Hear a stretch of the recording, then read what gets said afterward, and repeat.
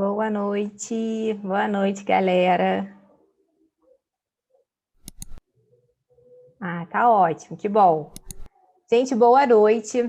Deixa eu dar boas-vindas para vocês no nosso evento de hoje, na nossa estreia do nosso Esporte Web. Bem, para quem não me conhece, eu sou a Andreia, eu sou uma das idealizadoras do Pra Te Ensino. Eu gostaria muito de dar boas-vindas a todos vocês. Hoje nós vamos estar com a presença ilustre do nosso coordenador da nossa pós-graduação de Nutrição Esportiva Integrativa do Pra Te Ensino, que é o Humberto Nicastro.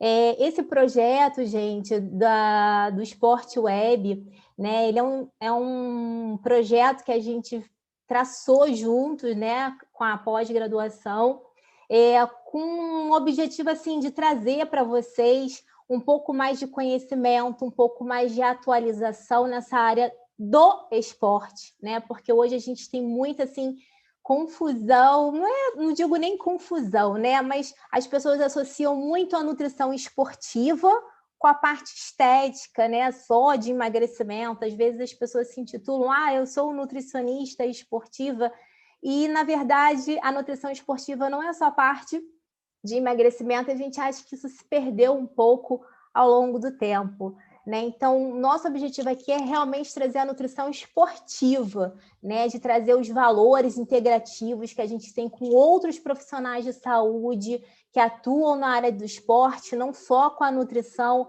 mas também o médico que participa, o fisioterapeuta, né? O educador físico. E isso foi um projeto muito bem estabelecido que o Humberto acho que vai poder conversar muito melhor com vocês sobre isso. Hoje a gente vai estar aqui com ele falando sobre suplementação de proteínas. Deixa eu ver se o Humberto já está aqui na sala, para eu torná-lo aqui nosso... Humberto está aqui. Só deixa eu te achar, Humberto, porque tem tanta gente na sala que eu estou perdida. Nós tivemos aí mais de 200 inscrições do último minuto que eu vi. Vamos ver aqui se eu te acho.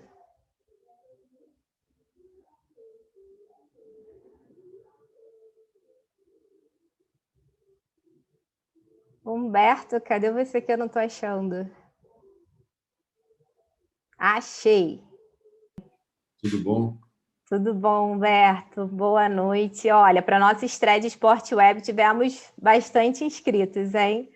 Não vai caber todo mundo na sala, bom, mas que mais estreia estamos ótimos. Teremos os próximos, né? O pessoal vai poder participar. Quem não conseguir nesse, certamente vai nos Com próximos. certeza. E eu vou dar a palavra para vocês, mas só para deixar o pessoal tranquilo, se correr tudo bem com a gravação, a gente depois, na próxima semana, a gente vai estar disponibilizando essa aula no nosso canal do YouTube, tá? Do Pra Te Ensina, e o pessoal vai poder rever. E quem não conseguiu entrar na sala, ou quem não, né, se inscreveu e não conseguiu estar aqui conosco, vai poder rever também essa sala.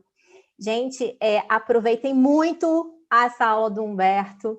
Ele é uma referência na área esportiva, é um fera, ele tem assim, a oportunidade de estar trabalhando com atletas olímpicos. Então, tudo que vocês puderem tirar de dúvidas dele, podem tirar. No final da aula, a gente vai deixar um horáriozinho reservado para estar respondendo todas as perguntas para vocês. Tem a parte do chat, que vocês podem estar fazendo as perguntas ali. E tem também no íconezinho abaixo, QA, tá? Que aí vocês também podem fazer perguntas mais privadas. E aí a gente vai respondendo ao final da aula, tá? Humberto, eu vou fechar meu vídeo, vou fechar aqui meu áudio e vou dar a palavra para vocês, tá bom? Tá ótimo. Ótima apresentação. Obrigado.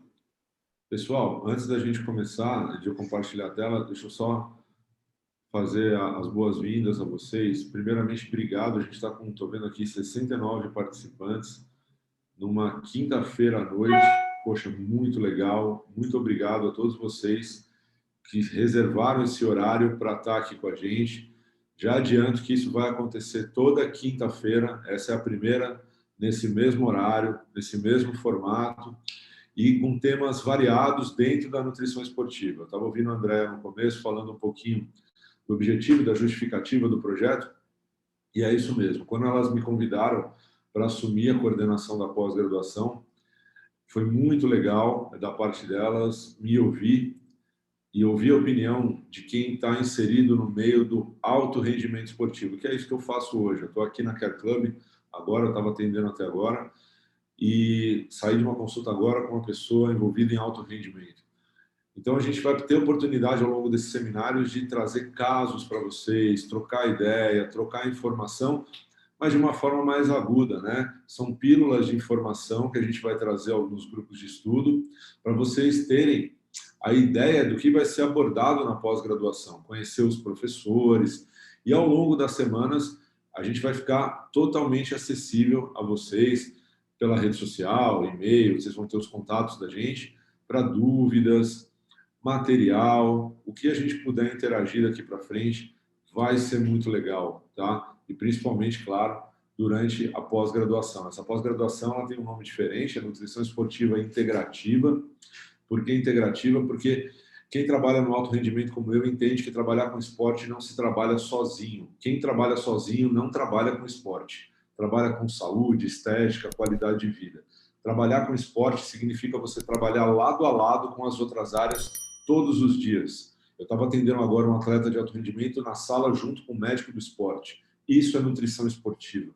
É você saber falar com o fisioterapeuta e com o ortopedista sobre a lesão daquele atleta e como que a nutrição vai somar no tratamento médico e clínico.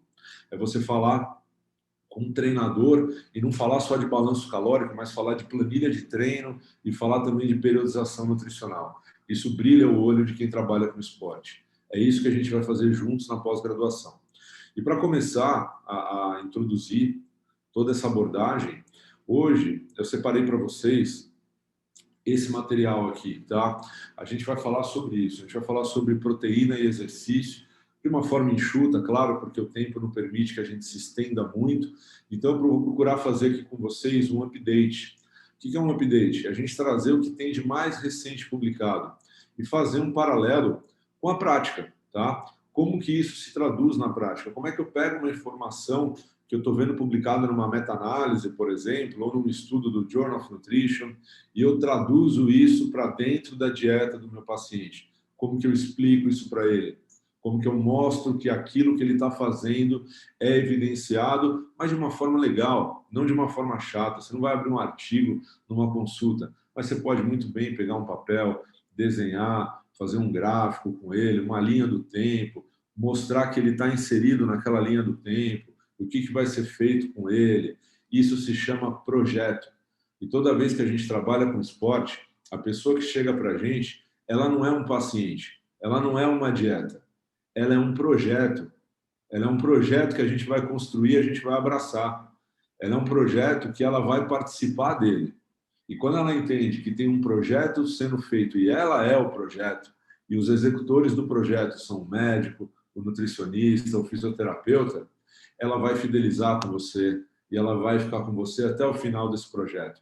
E quando ele for bem executado, ela vai querer renovar ele e ela vai querer dar o segundo passo do projeto de vida dela. Então, a gente vai ter pílulas a partir de agora que vai ensinar vocês a construir um pouco desse projeto, tá? Vamos falar um pouquinho de proteína e exercício, então. Por que é tão controverso dentro do meio esportivo? Lembrando, o que a Andrea falou é super pertinente. Nutrição esportiva é uma coisa, nutrição estética é outra. Para o teu paciente, para o teu cliente, isso não faz muita diferença, porque ele está ali para ser atendido. Ele está ali para resolver um problema, para ter resultado. Como você vai nomear isso para ele, pouco importa para ele. Ele quer a conduta, ele quer que funcione. Mas entre nós profissionais, a gente tem que deixar isso muito claro. O que é nutrição esportiva? O que é nutrição estética? E por quê? Porque esporte não conversa com certas coisas. Por exemplo, dietas da moda, dietas muito restritivas, suplementos milagrosos. Esporte não tem nada disso. Estética já permite você ir até um certo ponto, que o esporte não vai e vice-versa. Ir para a academia tomar whey protein não é nutrição esportiva. Isso é estética, saúde, socialização, bem-estar, qualidade de vida. Esporte é correr mais rápido, é pular mais alto, é fazer mais força, é você testar sua capacidade muscular no dia da competição. Mas pensem, nutricionista esportivo não faz isso. Nutricionista esportivo fala de comida. Pô, então como é que eu vou trabalhar com esporte? Por isso que você não pode trabalhar sozinho. Porque quem vai te contar se o que você está fazendo está dando resultado a nível esportivo é o fisioterapeuta, é o médico do esporte, é o treinador, é o ortopedista. São eles que vão discutir a conduta com você e vão te passar resultado do que acontece com ele. Composição corporal, medir composição corporal, falar que aumentou massa magra ou reduziu gordura, não é esporte. Isso é estética, se faz no esporte, mas não é nutrição esportiva, tá? Nutrição esportiva é rendimento, não é composição corporal. Vamos lá. Por que falar de proteína é tão controverso, então? E precisa, né, sempre se atualizar. É controverso porque a velocidade com que as coisas são publicadas sobre esse tema ela é muito alta. Quando você abre o PubMed semana a semana e procura estudos com proteína e exercício, você vê que a literatura se renova numa velocidade absurda. Não dá tempo de ler, né? A gente tem que sempre buscar ali as palavras-chave e o que mais interessa dentro da nossa atuação, porque não dá para ler tudo, né? E como tem muita informação, tem muita interpretação também. E a forma pela qual eu interpreto um artigo não é a mesma forma pela qual as 60, 70 pessoas que estão aqui na sala interpretam. Eu posso ler aquela informação e extrair dela a minha interpretação, que pode ser certa, errada ou tanto faz, não é? E a partir dali eu posso extrapolar isso para a vida das pessoas. Eu posso ter uma interpretação que difere da sua e a sua está correta. Só que a forma como a gente aplica isso na vida das pessoas que vai ter bom senso. Aí que exige-se o bom senso. Nenhum artigo, pessoal, comprova nada. Artigo não foi feito para isso. Se um artigo comprovasse alguma coisa, então acabou o assunto, não se estuda mais aquilo.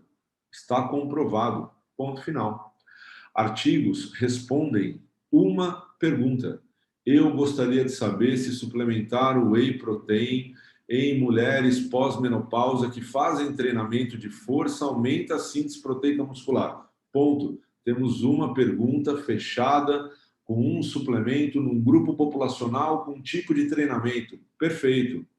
Qual que é a nossa obrigação quando a gente lê esse artigo? Pegar essa informação e com bom senso e critério contextualizar isso na vida das pessoas. Só que eu vou fazer isso de uma forma, você vai fazer de outra. Por isso que aquela velha pergunta, esse suplemento funciona ou não funciona? Não existe resposta para isso. A forma como a gente pega a informação e contextualiza na vida da pessoa é que vai dizer se aquilo vai ser efetivo ou não, se vai ser eficaz, seguro ou não. Não é o artigo que vai falar isso. O artigo vai te dar base e norte para você contextualizar aquilo na vida das pessoas. Mas vai do teu critério clínico, da tua capacidade de leitura e interpretação e do teu bom senso de saber transformar isso em algo prático. Isso não é fácil de fazer. Por isso que o assunto é tão controverso. Dentro do contexto proteína, a gente tem vários tipos de suplementos que podem ser estudados. Aqui tem os mais estudados, né?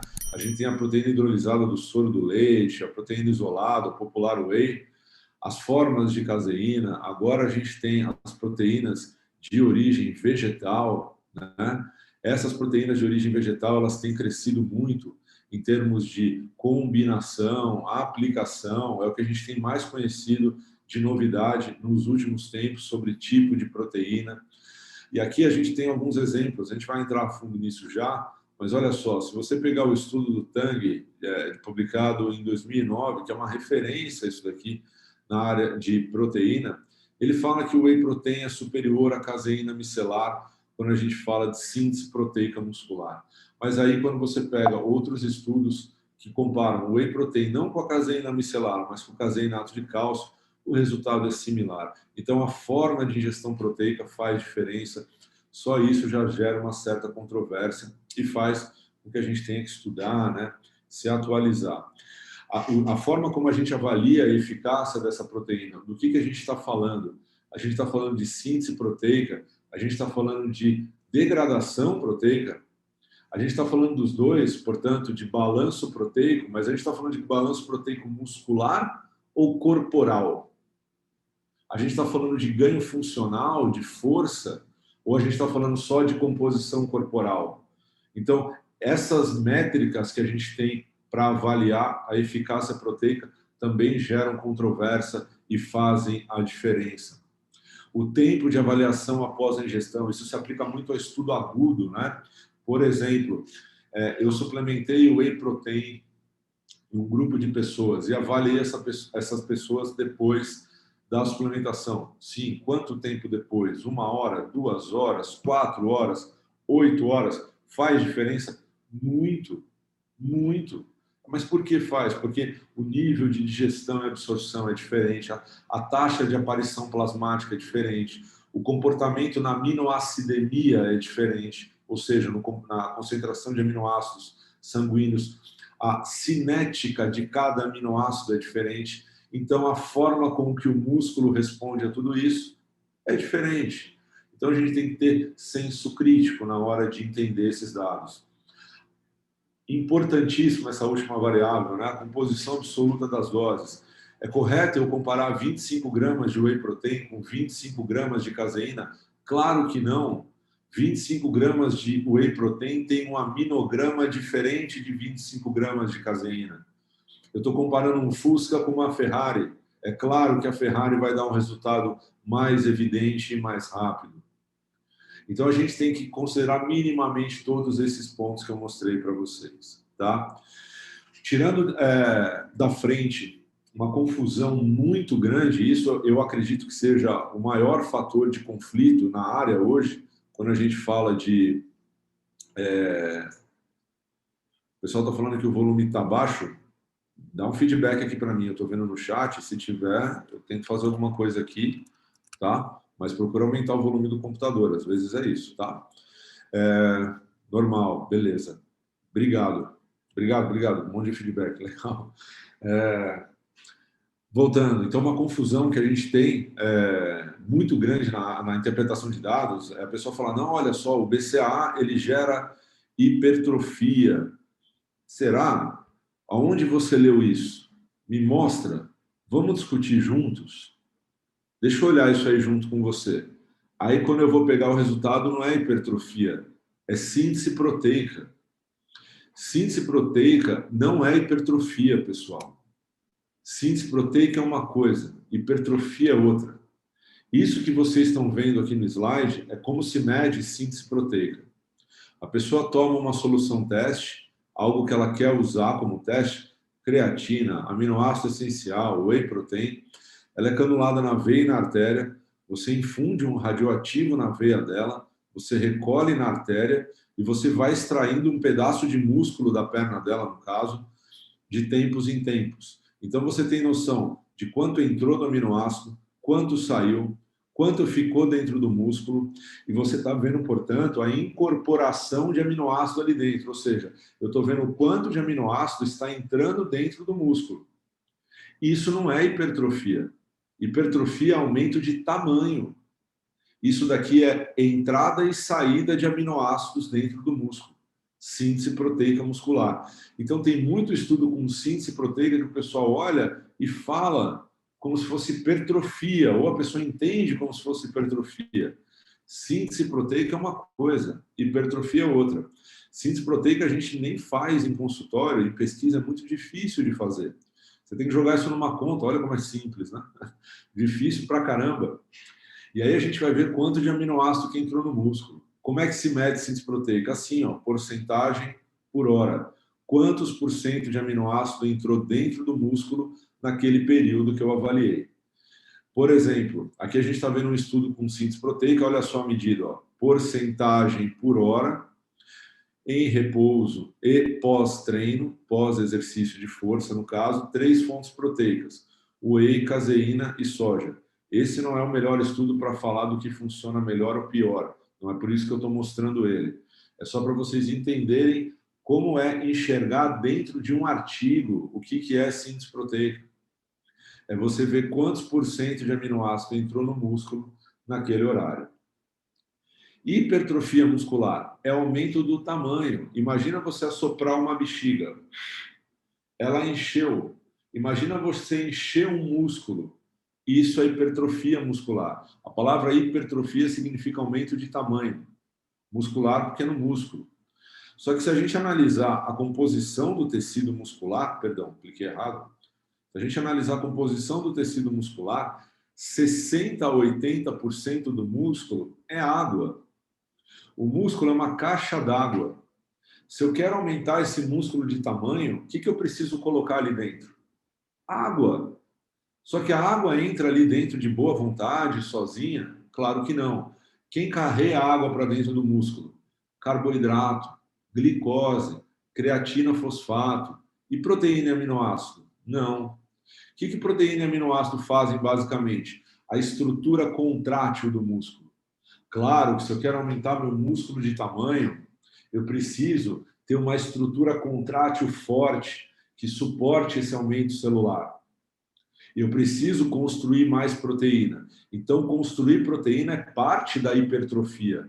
Entrar mais aminoácido dentro do músculo é parte da hipertrofia, mas não é o que mais contribui. O que mais contribui é água, glicogênio, fosfato. Logo, você já chega à conclusão que dietas de hipertrofia não são dietas hiperproteicas, são dietas normoproteicas com teor de caloria e carboidrato mais alto, hidratação, creatina e etc, etc. Tudo isso a gente discute com mais calma na pós, tá? Isso são pinceladas. Isso é uma medida de hipertrofia, olha só. A gente não mede hipertrofia no consultório. No consultório a gente mede massa gorda e massa livre de gordura. Massa livre de gordura é tudo que não é gordura do teu corpo. Água, osso, músculo, pele. Isso a gente mede no consultório. Isso é hipertrofia muscular. É você olhar a área muscular daquela pessoa, ou seja, a área de secção transversa muscular. Aqui é um músculo do quadríceps, por exemplo, tá? Aqui é um osso do fêmur, isso aqui é um músculo do quadríceps. Aqui ele está circulando o músculo vasto lateral, o fêmur está aqui o reto femoral, e aí a gente sabe se o músculo aumentou de tamanho. No consultório, a gente tem uma medida que sugere que, possivelmente, a gente conseguiu gerar aumento de volume muscular. Mas a gente não pode afirmar porque a gente não está medindo. A gente só pode afirmar hipertrofia se a gente mensurar através de um exame de imagem, tá? Muito bem. O que a gente, feita essa introdução, então, o que a gente vai ver na aulinha de hoje? A gente vai falar um pouquinho de dose de ingestão proteica, o timing de ingestão, ou seja, como é que se periodiza a proteína, né? E o que a literatura fala sobre periodização atualmente, um pouco sobre composição corporal e o que a literatura diz, né, sobre proteína e composição corporal e capacidade física, força, no caso, né, tolerância ao esforço e assim por diante. Bom, para isso eu separei algumas meta-análises. O que são meta-análises? São revisões bibliográficas que juntam tudo que tem publicado sobre o assunto, tá? Tudo que tem publicado sobre aquele assunto é condensado num artigo, tá? Eles aplicam uma análise estatística sobre todos os trabalhos e eles chegam numa conclusão. É a melhor forma que você tem de se atualizar sobre um assunto, é pegar uma meta-análise. Essa é a meta-análise mais recente que a gente tem sobre time de ingestão proteica, tá? E composição corporal e função muscular em pessoas adultas saudáveis, que é o que a gente mais, ou a grande maioria, que trabalha com esporte e estética, os dois, mais recebe no consultório, tá? Então, essa é a meta-análise que a gente vai deschavar, né? Vai abrir ela daqui a pouco. Antes dela, o que a gente tinha? A gente tinha essa meta-análise aqui, tá? Mas isso foi feito em idosos. Ele falava sobre suplementação de proteína, o efeito disso, né, sobre massa magra, força e performance física em idosos não frágeis. Idosos não frágeis, em outras palavras, são idosos que não têm tanta limitação física, assim, são capazes de treinar e etc. Não dá para chamar de 100% saudáveis, mas eles não têm fragilidade muscular, tá? O que essa meta-análise concluiu? Que a suplementação de proteína não leva ao aumento de massa magra e de força muscular em comparação à condição de controle, ou seja, aquela condição que não teve a suplementação de proteína, tá? Ainda não há superioridade no efeito da ingestão proteica quando combinado ao treinamento de força, ou seja, suplementar proteína com ou sem treinamento de força não levou, juntando todos os trabalhos da literatura que eles tinham até 2018, a gente vai abrir isso já, os resultados para vocês verem. De modo geral, essa foi a conclusão. Vamos dar uma olhada nisso aqui. Então, olha só, 18, perfeito, é o trabalho do Ten Haf de 2018. Olha, ele juntou todos os trabalhos, e aí, para você chegar nesses trabalhos, você tem um critério de seleção muito alto, né? Você tem que ter critérios de inclusão nos estudos sendo avaliados, para que você tenha um bom controle de qualidade da literatura. Então, aqui só tem estudos muito bem controlados mesmo, tá? Isso é um número bom, né, de estudos consideravelmente recentes, 2004, 2017, um aqui de 2009, 2015, ou seja, literatura atual. E aí você juntando todos esses trabalhos, avaliando o que eles viram de massa magra, eles viram que suplementar proteína em idoso, para cá favoreceria a proteína, para cá favoreceria placebo. Você vê que ela não sai do zero, olha, não aumenta massa magra. Força muscular de membros superiores e inferiores. Aqui no painel A, a gente tem membro superior, aqui no painel B, a gente tem membro inferior, também não.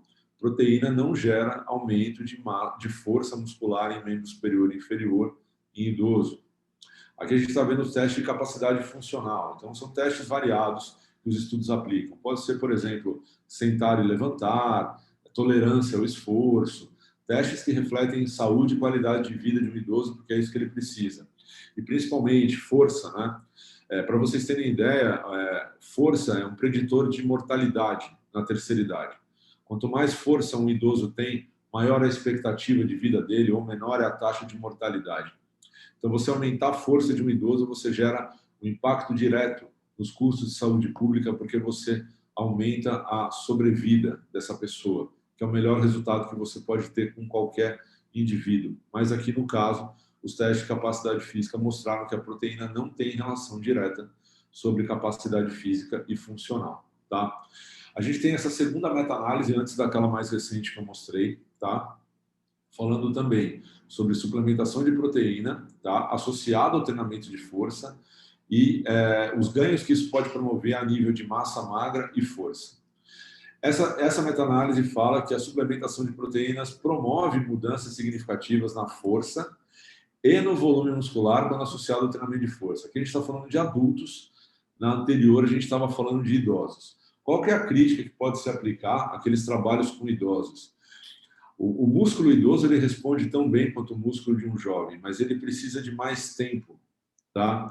E muitas vezes o timeline dos estudos, ou seja, o tempo que esse estudo durou, ele não é suficiente para pegar um resultado significativo, matematicamente falando.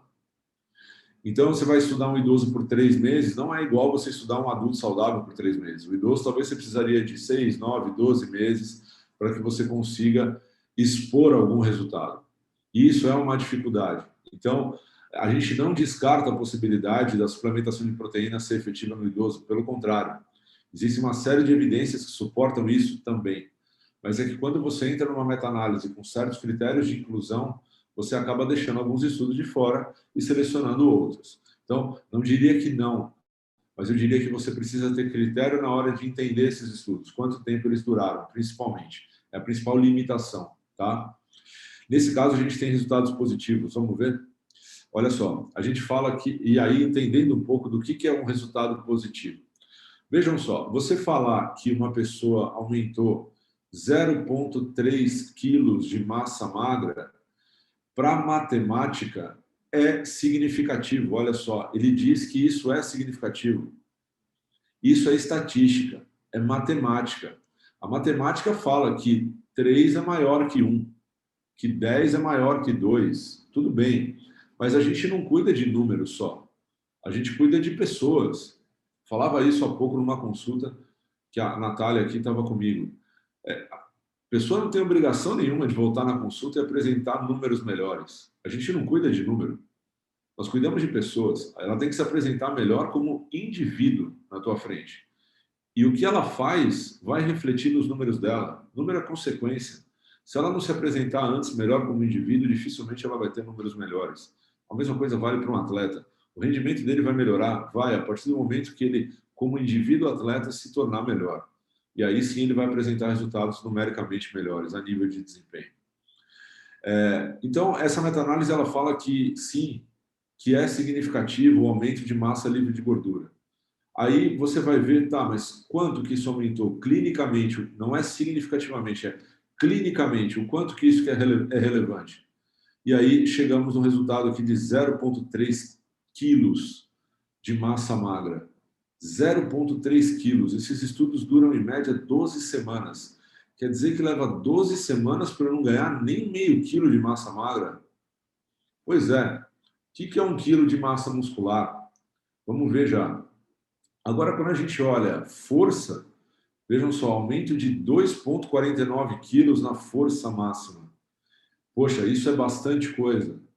Para um atleta de alto rendimento, aumentar 2,5 kg de força máxima é muita coisa. Então, nós temos um resultado funcional, clinicamente relevante, mas nós não temos um resultado estético clinicamente relevante.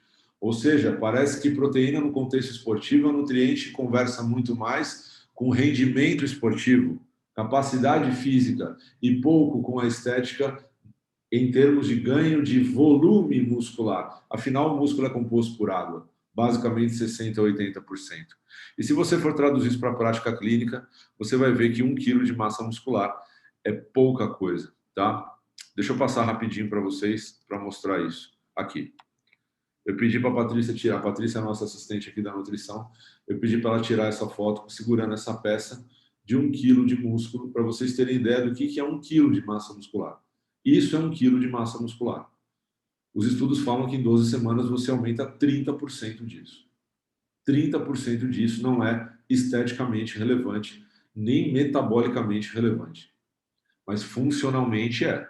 É capaz de aumentar a força. Só que eu não meço força no consultório, Nicastro. Por isso que quem trabalha com esporte não trabalha sozinho. Por isso que quem vai me contar esse resultado não é a bioimpedância nem o adipômetro. É o treinador. Por isso que trabalhar com esporte tem que trabalhar de uma forma integrada, tá? Muito bem. Agora, abrindo essa meta-análise mais nova para atualizar vocês, o que nós temos hoje, ela tem 2 perguntas que elas foram respondidas, né? A primeira pergunta do trabalho é: aumentar a injeção de proteína afeta a composição corporal e função muscular de adulto saudável? Sim ou não? A segunda é: a forma como eu ingiro essa proteína, a forma como eu distribuo essa proteína, pré-treino, pós-treino, longe do treino, pré e pós-treino, faz diferença ou não? Muito bem. Quem são as pessoas que foram incluídas nos estudos que estavam selecionados para essa meta-análise?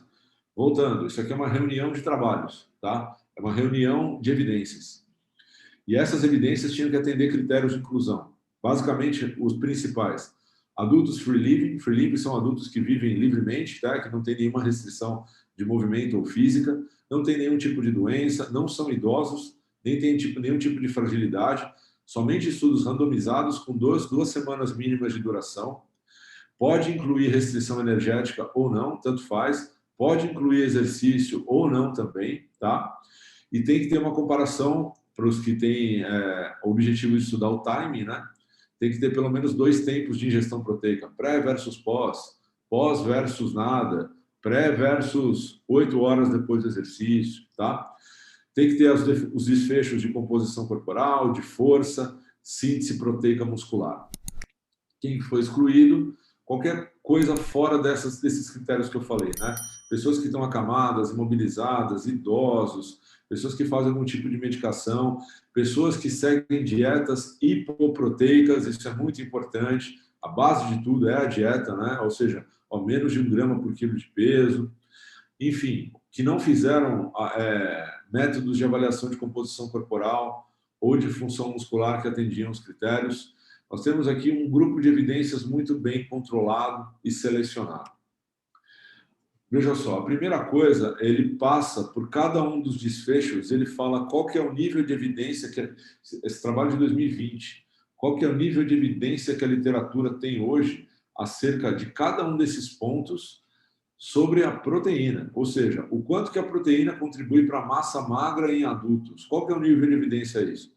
Moderado, não é forte nem fraco, é moderado, tá? Ou seja, cabe discussão, cabe aplicação na prática quando a gente pensar em aumento de massa magra. Legal. E em idosos, também, é moderado. Veja, a meta-análise de 18, perdão, de idosos falava que não. A de 2020 já fala que é moderado. Olha como a literatura se renova. Olha como é importante você estudar e você entender o que mudou de 2018 para 2019. E assim você conseguir ter argumento na consulta para poder falar, mas eu fui num nutricionista 2 anos atrás e ele falou para mim que não. Sim, mas olha, tem coisas novas, a coisa se renova, se recicla. Deu tempo dele acompanhar? Talvez não. Não é crime isso, né? Em obesos as evidências para massa magra já são muito baixas, tá? Não é papel de proteína aumentar a massa magra em obesos. Força em adultos idosos, também, olha, moderada evidência, assim como ganho de massa magra. Leg press em adultos, muito baixo. Poxa, mas você não falou que a proteína pode aumentar a força? Sim, mas como é que esses estudos foram feitos? Será que aqueles estudos lá de cima também não englobaram membro superior e membro inferior? Olha como é confuso, olha como é robusto, olha como tem que abrir, tem que estudar. E olha, principalmente, pessoal, não é só quanto que eu tomo e que horas que eu tomo. É em que condição, para quem, de que forma, como que eu periodizo, como é que eu caso com a dieta. É muito mais complexo do que parece, tá? E força muscular, perdão, de membro inferior e idoso, também moderado. E aqui o número de evidências que a gente tem. Percebam, não tem tantas evidências bem controladas assim. O RCT é Randomized Clinical Trials, é ensaio clínico randomizado. Você não tem tanta evidência assim, obeso, acerca de síntese proteica, massa magra e proteína. Então vamos ver o resultado desses trabalhos. Olha só, da mesma forma que o outro falava lá de 0,3 quilos, perdão, de ganho de massa magra, esse falou num ganho inferior a 1 quilo, inferior àquela peça que a Patrícia mostrou. Ou seja, é estatístico, mas clinicamente, eu pergunto, é relevante? Depois de 12 semanas, você falar que ganhou menos de 1 quilo de massa magra, treinando, fazendo dieta, suplementando. Não é o Nicastro que está falando, são os estudos, e tem vários, hein? Tem bastante. Bom, se a evidência norteia para isso, então não vamos querer reinventar a roda. Vamos ver, então, para que isso serve. E vamos estudar isso e aplicar da forma correta. Mas ganho de massa magra, de fato, clinicamente é irrelevante. Estatisticamente, como eles falam aqui, é relevante. Mas clinicamente, na prática, que é o que interessa, não é tão relevante. Força atinge uma tendência. A relevância que não atingiu, atinge uma tendência, tá? E a tendência é aquilo, 2,5 kg de força máxima, o que clinicamente é relevante, principalmente no cenário do alto rendimento esportivo. Massa livre de gordura, tá? De novo, menos de 1 kg, e idosos agora, ao invés de adulto, menos de 1 kg, clinicamente pouco relevante. Voltando, isso é 1 kg de massa magra. É menos de massa muscular, perdão, não massa magra. É menos de 1 quilo disso em 12 semanas que você pode atribuir diretamente graças à proteína. Ou seja, não é suplementar proteína que vai fazer você hipertrofiar. É dieta, é carboidrato, é água, é treino de força e é também proteína, lá embaixo na lista. Mas ela não é a prioridade. Hipertrofia. Funcionalidade muscular, a proteína já tem um efeito mais presente. E é óbvio, não? O que a proteína faz? Ela constrói proteína contrátil, contração. Contração, força. Perfeito. Então, proteína tem uma relação muito mais próxima com função muscular. Para um atleta de alto rendimento, isso é extremamente importante. Legal, Nicasso. Então, você está me dando uma base que eu preciso considerar proteína no alto rendimento. Perfeito. E como que eu faço isso? Aí vem as estratégias nutricionais, de periodização, dosagem, etc. Tá? Força muscular de membro inferior em idoso também não tem nenhum resultado significativo. Força de preensão manual em idoso também não, mas aí cabe a discussão do tempo desses trabalhos, o quanto tempo esses idosos foram estudados. E massa livre de gordura em obesos, ou seja, massa magra em obesos, os estudos são mais escassos, então também falta evidência para abrir um certo nível de discussão. tá? Então, esse é o cenário que a gente tem hoje. Dentro desse cenário, quando vale a pena? Ou seja, para otimizar ganho de força, que é o treinador que vai te dizer se está funcionando ou não, como que eu faço esse tipo de periodização nutricional? Vale a pena periodizar? Faz diferença ou não faz? Essa mesma meta-análise respondeu isso. E ela comparou momentos de suplementação. Suplementação pós-exercício é tão diferente assim? Não, não é. Suplementação pré e pós-exercício faz tanta diferença assim? Também não. Suplementação longe do exercício faz tanta diferença assim? Também não. Ou seja, qual que é a conclusão sobre o time de ingestão proteica? A conclusão é a seguinte, que a primeira coisa que você tem que se preocupar não é se é 30, 15, 20 ou 21 minutos depois do treino que você vai tomar. A primeira preocupação que você tem que ter é a ingestão proteico-calórica da dieta. Se você equilibrar bem a dieta ao longo do dia e você conseguir distribuir a ingestão proteica, esse pré, pós, intra, longe, antes, depois, ele é parte da ingestão proteica diária. Mais importante do que você olhar aquele momento pequenininho é você olhar o dia inteiro. Aquele momento pequenininho ali não vai fazer diferença no dia todo. Ele é parte da estratégia. Tem que ser usado, sim. Mas se ele for usado dentro de uma periodização dietética ruim, ele não vai fazer milagre. Então você tem que ter as duas coisas. O time de ingestão, que pode ser antes, durante, antes e depois. Depois, a gente viu que não faz diferença, desde que isso esteja dentro de uma ingestão proteica diária bem equilibrada e bem distribuída, tá? Vejam alguns exemplos de distribuição proteica e vejam como isso sim faz a diferença. São trabalhos recentes, tá? Esse é um estudo que comparou a distribuição proteica em 3 refeições. Olha que legal isso aqui e olha que bacana. Eu uso isso aqui todo dia no consultório. Isso aqui são estudos que a gente discute na nossa reunião científica de quarta-feira, que agora a gente está trazendo aqui para quinta-feira à noite. Olha só, 3 refeições, tá? Café, almoço e janta. 2 tipos de distribuição. Primeiro deles, acompanhe comigo aqui no slide, tá? HBR é High Breakfast, é bastante proteína no café da manhã. LBR é Low Breakfast, é pouca proteína no café da manhã. Olha o que essa estratégia fez primeiro. Ele deu 0,3 gramas por quilo de proteína no café, 0,46 no almoço e 0,48 no jantar. O intuito aqui é ver, ó, hipertrofia muscular, tá? Estética. Baixa ingestão de proteína. Ele reduz para menos da metade isso daqui, 0,12, tá? Seria tomar um café da manhã lá com pouco manteiga, leite e café. Basicamente isso. Aqui não, aqui você está inserindo fontes proteicas o dia inteiro. E aí você dá a mesma quantidade no almoço e você dobra no jantar para compensar aquela falta que você teve de manhã. É muito comum as pessoas fazerem isso. Elas reduzem carboidrato à noite e aumentam proteína. Só que elas vêm consumindo pouca proteína desde cedo. Elas estão consumindo proteína errada. Você tem que começar o dia já consumindo uma quantidade alta, tá? Treinando força, no caso aqui, 3 vezes por semana. Olha só, 2 refeições fazem diferença aqui, as pontas do dia, né? Café da manhã e jantar. Faz diferença? Faz diferença pra caramba. Aqui a gente está vendo aumento de massa magra, tá? Massa magra. A gente não está vendo força, a gente está vendo massa magra. Tá? Aqui a gente está vendo em quilos o resultado e aqui a gente está vendo em porcentagem. Tá? E aqui a gente está vendo o quanto que aumenta. Vejam só, elevar a ingestão proteica no café da manhã e ao longo do dia induz maior ganho de massa magra em comparação àqueles que ingerem menos de manhã e mais à noite. Ou seja, você precisa ter uma base de ingestão proteica muito sólida ao longo do dia.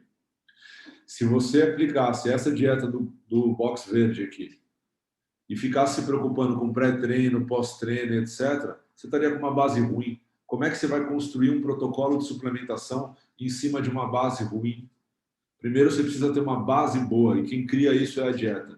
Depois você pensa em aplicar a suplementação naqueles momentos dentro da tua base, tá? Vejam outra estratégia aqui, essa aqui mais legal ainda, também a gente usa bastante aqui na prática das dietas, né? Nesse caso, eles fazem o skipping breakfast, é você pular o café da manhã, tá? Antes do exercício, Só que a ideia aqui é outra. Esses aqui são exemplos de periodização, tá? Eu estou mostrando para vocês verem que faz a diferença. No caso, quando o cara quer ganhar massa magra, veja, ele tem que vir consumindo proteína desde cedo, junto com uma base energética muito boa, que quem fornece é o carboidrato. No caso de uma pessoa que quer emagrecer, você faz uma outra periodização com proteína, porque você cria um balanço energético. Primeiro princípio da nutrição esportiva, balanço energético. Você cria um balanço energético mais negativo. Então, vejam só, o que eles fazem no caso aqui? São pessoas que fazem atividade física, obviamente, né? Essas pessoas têm algumas possibilidades. Uma possibilidade é, eu acordo, eu não como nada, ó, não faço um café da manhã, um breakfast, é o fasting exercise, tá? Eu não como nada e vou lá treinar, tá? A outra possibilidade é você fazer o café da manhã, tá? Consumir o teu café da manhã ali e ir treinar. E esse café da manhã é completo, né? Com tudo que você imagina. A outra possibilidade é você comer, treinar e comer também. Ou seja, faço ou não faço o café da manhã antes de treinar? O que é melhor fazer quando eu quero criar um balanço energético negativo? Só que um detalhe importantíssimo, né? Quando essas pessoas comiam depois do treino, ou seja, a primeira refeição pós-treino delas era riquíssima em proteína. Elas começavam o dia com proteína, tá? E o que foi visto? Que quando você não faz o café da manhã e vai treinar em jejum, claro que existe toda uma manobra dietética para isso, e você começa a ingerir proteína logo depois do treino, você cria um balanço energético muito mais favorável à perda de peso do que se você consumisse um café da manhã antes de treinar. São estratégias de periodização que você pode aplicar de acordo com o objetivo da pessoa, com o nível de condicionamento que ela tem, se ela é atleta, se ela quer esporte, se ela quer estética. Mas veja que a proteína ela tem uma infinidade de periodizações. Eu trouxe duas aqui para vocês. Até na prática clínica você enxerga isso. Tá? Já tem estudo com time, eu não vou falar porque não é o escopo da aula, mas tem time de ingestão proteica, olha só, e com treinamento de força em mulher pós-menopausa. O timing é tão importante que eles estão estudando isso já até no âmbito clínico. E vai ter bastante coisa para a gente falar sobre isso na pós-graduação também. Para a gente finalizar, pessoal, dose de ingestão proteica, o que a gente tem até hoje? Vejam, tudo começou lá atrás com um estudo com 20 e 40 gramas. E se falava que 25 gramas era o ponto de saturação. Que 40 gramas não era melhor que 25. E assim ficou por muito tempo. E os estudos foram sendo feitos com tipos de proteína, com modelos de treinamento e tudo mais. Até que a gente chegou no estudo com 40 gramas. E o estudo com 40 gramas foi mudada a metodologia. Enxergaram falhas nos estudos anteriores que a gente vai contar para vocês na pós-graduação. Então, hoje a gente sabe que 20, 25 gramas é cheirinho.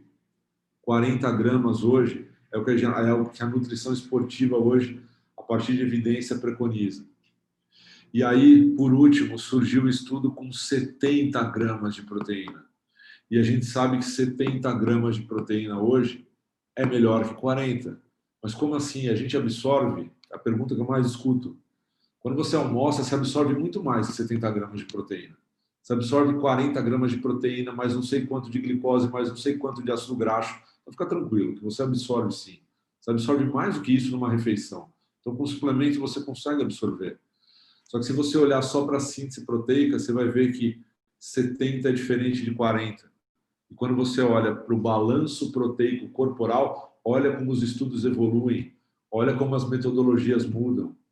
E olha como as condutas mudam em função dos estudos que têm a sua metodologia alterada. Por isso que é controverso, por isso que tem que se atualizar sempre, tá? Os 70 gramas hoje são melhor que 40. Hoje a gente sabe que dá para usar 40, dá para usar 70, dá para usar 50, dá para usar 60, e tem critérios para isso. Isso que a gente vai ensinar para vocês na pós-graduação, tá? Agora os estudos começam até a abrir um pouco a cabeça. Vejam só. 7 dias de treinamento de força intenso, e acredite, esses caras sabem fazer treino intenso. Daria essa quantidade, 0,33 gramas por quilo, que se traduz em 26 a 27 gramas, não aumenta a síntese proteica e a recuperação muscular pós-esforço. Muito condizente com o que a gente está vendo aqui. Agora, as doses estão começando a ser alteradas. A gente sabe que o time é importante, a gente sabe que para quem, como fazer isso, os modelos de periodização que a gente tem, e agora a gente começa a conhecer as novas doses, que a gente vai começar a colocar cada vez mais nas condutas que a gente tem, tá?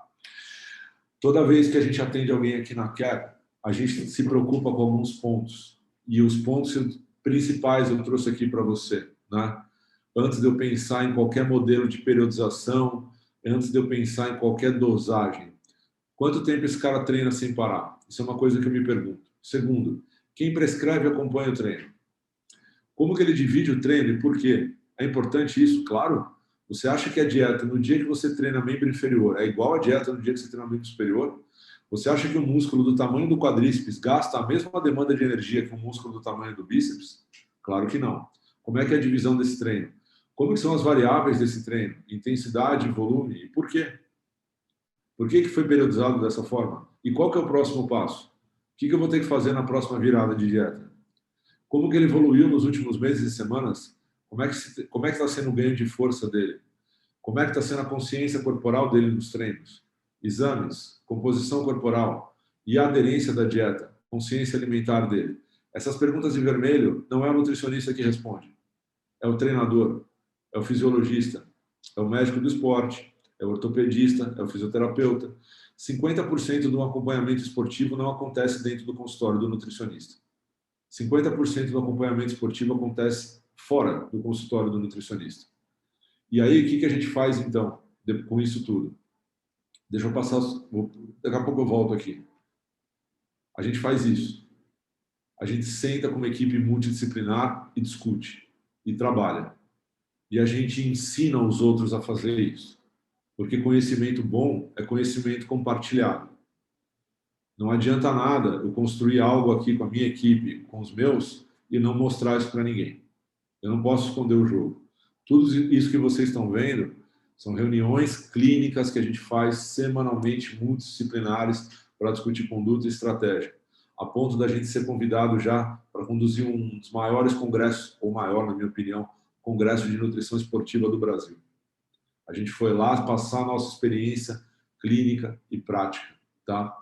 E eu quero muito que vocês façam isso aqui, com a gente, na pós-graduação que inicia a partir de março, tá? Vocês vão ter toda semana encontro com os professores e comigo. Eu vou estar toda semana a partir de agora com vocês, conversando, tirando dúvida, tá? Como vai ser daqui a pouco. Mas vocês vão ter tudo isso muito mais aprofundado dentro da nossa pós-graduação de nutrição esportiva integrativa. Hoje o que a gente tem a nível de RDA, de guidelines, os estudos questionando muito, principalmente a DRI. A DRI é uma coisa que tem que ser enterrada realmente, de proteína. Ninguém usa, tá? Em contexto nenhum. Ela está defasada e é curioso a gente ter tanta evidência de proteína e uma DRI tão defasada. Então, a gente tem as diretrizes independentes, né, da Organização Mundial de Saúde, que são as sociedades de nutrição esportiva ou de medicina esportiva. A gente tem a DRI do ISSN, que é bem interessante, bem condizente com o que a gente faz na prática e bem flexível. Olha só as quantidades de proteína aumentando, hein, galera? Que legal. E a gente tem umas DRIs mais conservadoras que são feitas pela área médica, né?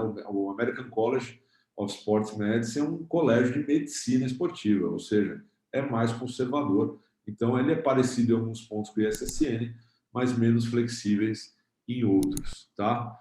Venham com a gente, venham estudar. A gente está de portas abertas a partir de hoje para receber vocês e trocar experiência para que vocês cheguem no consultório amanhã e consigam fazer algo diferente, tá?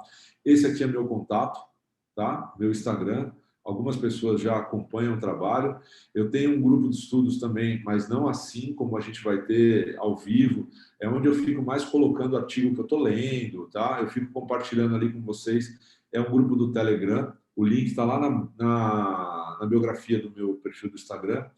E esses daqui são... Eles devem estar aqui, com certeza, ou alguns deles. Esses daqui são os meus braços direito, esquerdo, pé na mão, que todo dia me ajudam.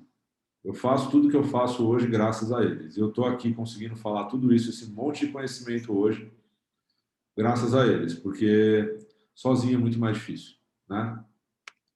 Pessoal, vamos abrir para dúvida? Vamos lá?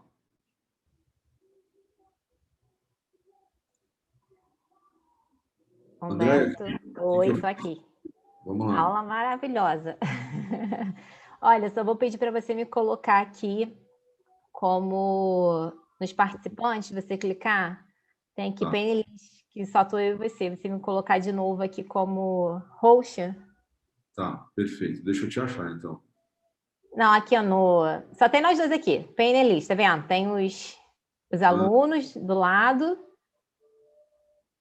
peraí, eu vou compartilhar a tela, você me guia, pode ser? Pode, lógico. Peraí. Você tem que clicar em participantes. E aqui, participantes, é isso aqui? Participantes. Isso. Aí eu tenho mais aqui, tornar anfitrião, é isso? Isso. Pronto. Deixa eu ver se eu consigo abrir aqui meu vídeo agora. Pronto. Foi. Me Castro, muito bom. Acho que você desmistificou um pouquinho, né, dessa coisa do, principalmente aí do pré-treino, do pós-treino, né, que isso é algo que a gente observa muito em consultório, né, não para quem só atende atleta, mas o desportista também, isso daí é algo que eu, pelo menos eu pego muito também. A pessoa se preocupar com pré-treino, com pós-treino e esquecer o resto, né, da qualidade, da quantidade de proteína que deve ser ingerida ao longo do dia. Muito boa colocação nisso. Deixa eu ver se o pessoal aqui tem perguntas, dúvidas. Vamos ver aqui no chat. Gente, fiquem à vontade de perguntar. Algumas pessoas falaram de som baixo, mas a grande maioria falou que estava bom, né? Não, estava bom o som. Eu estava escutando super bem. Bem, o Cleison falou assim, na hipertrofia, maior o aumento do volume, glicogênio, fosfato, etc. Eu estou vendo aqui a mensagem dele. Tá vendo? É isso Maior que mesmo. 60 e 80 e água, carboidrato. É isso mesmo. Só revisando, então, o músculo da gente é intrinsecamente, ou seja, dentro da célula, ele é composto de 60% a 80% de água. Isso é muito variável em função de alimentação, estado de hidratação, né? Então, o que contribui, é isso mesmo que você falou, com o aumento do volume, basicamente, primariamente, é glicogênio, fosfato e água, mas claro que a gente tem a importância da síntese proteica ali também, tá? Quer que eu leia aqui, André? Posso ler para você, ó, a Josi falando, aprendemos que a proteína tem que ser X valor, né? E hoje você vem dizer que podemos ingerir 70 gramas de proteína. É isso mesmo, é isso mesmo. Hoje a gente vai dizer para você que você tem que ingerir, você pode ingerir, você não tem que ingerir. Você pode ingerir 70 gramas de proteína. Mas isso é uma coisa que a gente tem que ter um desapego, porque, primeiro, nutrição é só a nossa profissão. Não é nada além disso. O nosso ganha-pão é muito importante, mas se a gente estudar juntos, a gente chega muito mais longe do que se a gente ficar querendo confrontar algumas coisas, né?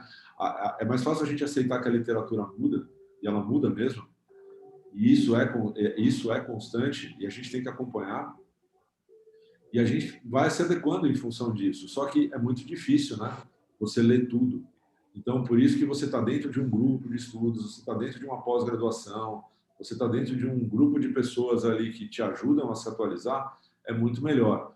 Mas se isso é novidade para você, Josi, fica tranquilo, não é só para você, não. É para muita gente. E para mim também foi. Quando eu vi 70 gramas, eu também caí duro. Muita coisa, nosso olho fica desse tamanho.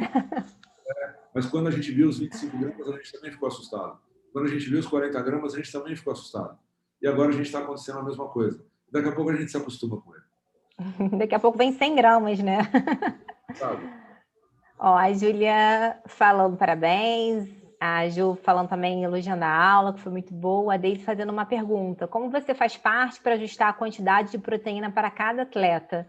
Você começa com o valor médio e vai avaliando a resposta?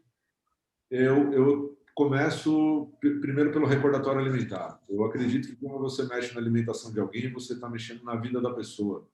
Você está mexendo com hábitos, você está mexendo com sentimentos, você está mexendo com muita coisa. Você tem que pedir licença para entrar. Não é tão simples assim você mexer na alimentação de alguém. Virar a pessoa do avesso não é, para mim, é um pouquinho de falta de respeito. Então, eu faço muito em função do recordatório alimentar. Se eu vejo que ela... Vamos dar um exemplo da água aqui, vamos ver se fica mais fácil de entender. Vamos supor que ela bebe 1 litro de água, mas nas minhas contas ela tem que beber 3. Se eu falar para ela beber 3, eu estou triplicando o que ela faz como hábito. Ela não vai fazer. Então, eu vou pedir para ela beber 1,5, 2, 2,5, até ela chegar no 3. Com proteína, eu acredito que é a mesma coisa. Eu vou tentando adequar em função do que ela faz. Tá? Eu vou vendo até que ponto eu consigo mexer, quanto que ela aceita. No caso de atleta, é um pouco mais fácil. Atleta, tá? Atleta. É mais fácil porque eles não estão aqui para debater, eles estão aqui para fazer. Então, a atleta é aquela coisa militar, né? Fala o que eu tenho que fazer, que eu vou fazer. E eles fazem. Então, é um pouquinho mais fácil. Ó, e a Júlia perguntando, para os atletas que iriam treinar em jejum no dia anterior, teria uma maior ingestão de carbo no jantar? Não, contrário. Contrário. Contrário porque naquele caso são pessoas que precisam perder peso. Uhum. Então, elas entrariam com glicogênio muscular baixo no exercício. Porém, o exercício é adequado àquilo. Não é um exercício de alta intensidade. Se fosse um exercício de alta intensidade, concordo. Precisaria fazer o pré-treino na noite anterior e consumir carboidrato, sim. Isso tem sido uma estratégia grande, às vezes, de alguns nutricionistas, né, Humberto? Para fazer a perda de peso, fazer o jejum, e aí vai treinar em jejum, e ao invés de, né, o pós-treino ser com carboidrato, faz com proteína, como você mencionou ali. E só de curiosidade, tem uma coisa que a gente percebe, isso é puramente filosófico, que eu vou falar agora, que é assim, esse estudo que faz o skipping breakfast, pular o café da manhã e treina e come depois, ele nota que as pessoas que pulam o café da manhã e começam o dia depois com proteína, elas sentem menos fome, porque essas pessoas não fazem dieta. Eles deixam a pessoa comer à vontade. Essas pessoas sentem menos fome no final da tarde. Ao contrário das pessoas que, ou seja, começar o dia treinando, ao invés de começar o dia comendo, te faz sentir menos fome no final da tarde. E é isso que faz com que você tenha um balanço energético negativo. Filosoficamente se diz, o primeiro sinal do dia é o sinal que vai durar até o final do dia. Se o primeiro sinal do dia tira a energia, treina, é o sinal que mais vai durar. Se o primeiro sinal do dia é acumula energia, estou comendo, é o sinal do dia que mais vai durar. Faz sentido. Faz. Ó, Michele perguntando aqui, qual seria o cálculo de ingestão de água para um praticante de exercício físico e de um atleta? Diferente. Um praticante de exercício físico é diferente de um atleta. Um atleta eu faria um controle mais rigoroso. Vou falar o mais simples e o mais sofisticado. Mais simples, controle de peso pré e pós-treino. Aquela velha estratégia. Pesa antes de treinar, com mínimo de roupa, seco, né, sem estar suado, molhado. Pesa depois de treinar nas mesmas condições, marca o quanto bebeu de água, tira a diferença. Entrei no exercício com 70 quilos, saí com 68 e não bebi nada de água. Então, você perde 2 quilos ou 2 litros de água durante o treino. É isso que você tem que hidratar durante. Essa é a hidratação intra-treino. Aí você faz aquela velha continha do basal, né? O peso vezes 35, tem gente que fala de 30, 35 é uma média, você vai ter ali a quantidade de água do dia, sem contar o que ele perde nos treinos. Atleta de alto rendimento, aqui na Quero a gente faz o teste do suor. Ele treina com um algodãozinho preso no corpo, em alguns pontos. Esse algodãozinho é retirado dele, colhe o suor dentro do algodão com uma seringa, manda para o laboratório, a gente vê quanto que perdeu de carboidrato, de sódio, de potássio, aí fica um negócio fechado. Praticante de atividade física, falando agora por prática, se ele beber o que ele precisa beber no dia, já está de bom tamanho. Tá. Eu vou abrir aquela caixinha de perguntas e respostas. A Jaqueline falou, comentando, né? Só preciso dizer, amanhã meu preparador físico terá uma conversa séria comigo. O Eduardo aqui perguntando também, quais as indicações do uso do Whey Protein? Já vi que tem mais de um tipo de Whey. Tem diferença significativa entre eles? Sim, tem muitos tipos não, tem 3 tipos. Isolado, concentrado e hidrolisado. Tem diferença na composição, Teor de carboidratos, concentrado tem mais. Teor de lactose, concentrado tem mais. Digestibilidade. Você digere melhor o hidrolisado, seguindo do isolado, por fim o concentrado. O que vai determinar qual você vai usar? É a clínica do paciente. O que ele tolera melhor, o que ele pode arcar com custo, o que interfere menos na sua estratégia de dieta.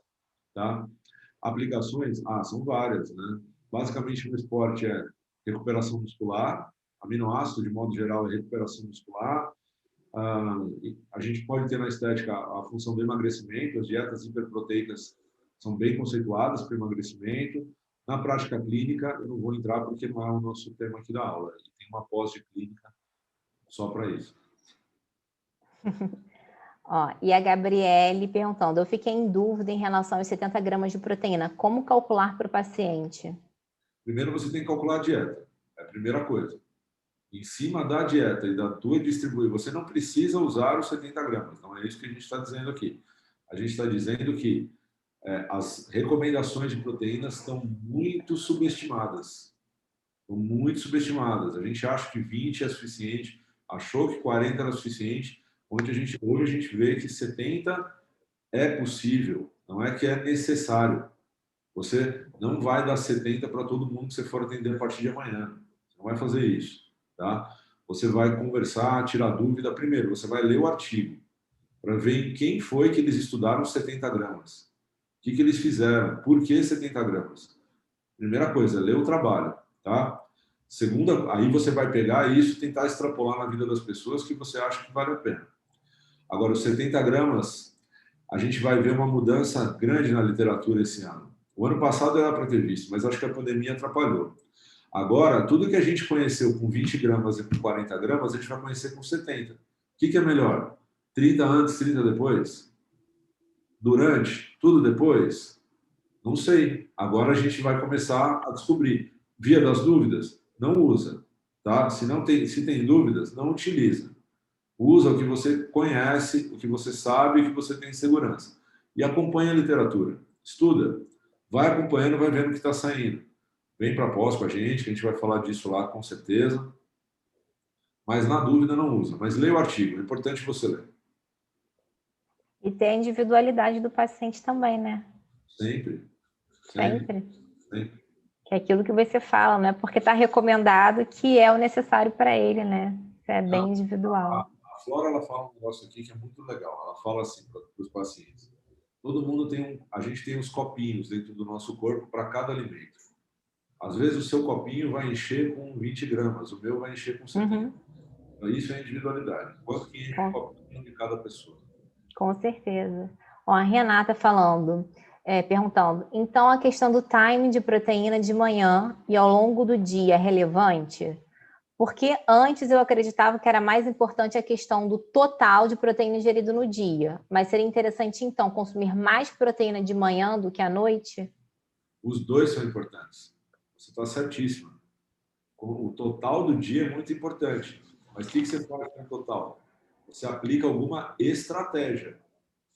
E aí o que a gente viu foram duas estratégias. Uma estratégia de você ir aumentando ao longo do dia, ou seja, começar com um pouco de manhã e aumentando até a noite. E uma outra estratégia de você manter uma quantidade mais justa ao longo do dia todo. De acordo com aquela evidência, manter a quantidade estável ao longo do dia é mais interessante. E a Renata ainda perguntando se a água contida nos alimentos é contabilizada na quantidade total de água que o paciente precisa ingerir. Tudo conta.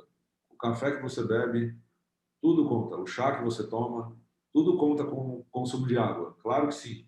A gente não fala isso para não estimular a pessoa a ficar trocando a água por bebidas calóricas ou por alimentos calóricos. Mas conta, claro que conta. Mas a conta que a gente faz é em cima da água pura, a água da garrafinha lá que ele tem que beber. Tá, e a Gabriela aqui só agradecendo. Muito obrigada. Deixa eu ver se tem mais alguma aqui. Tem. Qual recurso posso estar utilizando para me atualizar com novos estudos? Você pode fazer a pós-graduação. Vem com a gente, vem para o nosso time. Será muito bem-vindo. Pode fazer a pós-graduação a partir de março. Então, a gente depois entra no site do Prati Ensino, que tem lá todas as informações, as disciplinas, tem tudo lá. Olha, estudar sozinho é uma forma, tá? Aí você vai na base de dados, PubMed é a principal delas, e lá você vai encontrar todos os artigos mais recentes.